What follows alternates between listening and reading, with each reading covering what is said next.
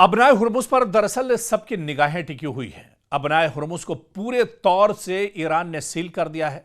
दूसरी तरफ Donald Trump तिलमिला रहे हैं।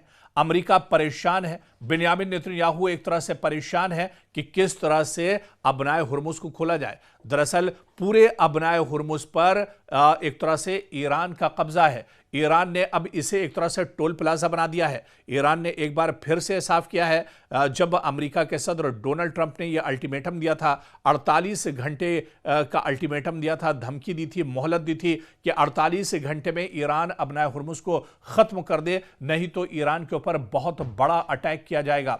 इस पर ईरान ने पलटवार किया था और ईरान ने कहा था कि वो अमेरिका की धमकियों से डरने वाला नहीं है, बल्कि इस तरह की गीदड़ भभकी और धमकियों से ईरान और मजबूत एक तरह से होता है। ईरान के जो फौजी हैं वो और ज़्यादा मजबूती के साथ उनके कदम एक तरह से मैदान में जम जाते हैं। तो अबनाए हुर्मुज़ को लेकर लगातार तनातनी चल रही है, लेकिन इस बीच जो बड़ी खबर आ रही है, अबनाए हुर्मुज़ के ऊपर से अमेरिका का F-15 तैयारा गुजर रहा था और उसे ईरान ने मार गिराया है। यह बड़ी खबर निकल कर आ रही है। बाकायदा ईरान ने इसकी तस्दीक की है और इस हमले की जो फुटेज है, जो वीडियो फुटेज है, वो भी ईरान ने एक तरह से जाहिर कर दी है। और F-15 तैयारा अमेरिका का बहुत अहम माना जाता है। जब भी कहीं पर कोई जंगी सूरत हाल होती है, कोई बड़ा मिशन अमेरिका का होता है, तो अमेरिका वहां पर F-15 तैयारे का इस्तेमाल करता है। लेकिन इसी F-15 तैयारे को अब ईरान ने ध्वस्त कर दिया है,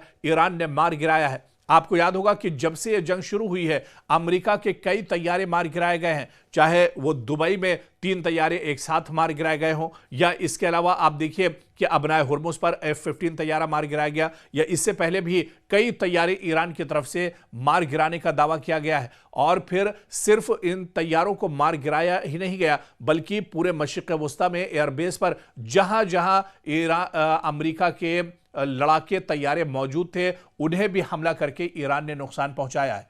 तो बड़ी खबर इस वक्त यही आ रही है कि अबनाए हुर्मुज़ के ऊपर से अमेरिका का जो तैयारा F-15 तैयारा गुजर रहा था, उसे अब ईरान ने टारगेट किया है। ईरान ने F-15 तैयारे को मार गिराया है और इसमें जो अमला मौजूद था, जो पायलट मौजूद थे, उनकी भी एक तरह से मौत हो गई है, वो भी इसमें मारे गए हैं। दरअसल ये अब चैलेंज अमेरिका के लिए बढ़ता जा रहा है। अमेरिका की परेशानियां बढ़ती जा रही हैं। एक तरफ डोनाल्ड ट्रंप लगातार अल्टीमेटम दे रहे हैं, लेकिन दूसरी तरफ ईरान अपनी कार्रवाई लगातार कर रहा है। ईरान लगातार दुश्मन के नाक में एक तरह से दम करके रख दिया है। एक तरफ जहां पर पूरे इजराइल में अफरा तफरी मची हुई है, वहीं मशरिक़ वस्ता में जहां पर भी ईरान का कोई अमेरिका का कोई इंफ्रास्ट्रक्चर या अमेरिका की कोई तंसीबात नजर आती है, तो ईरान वहां पर फौरन एक तरह से हमला करता है।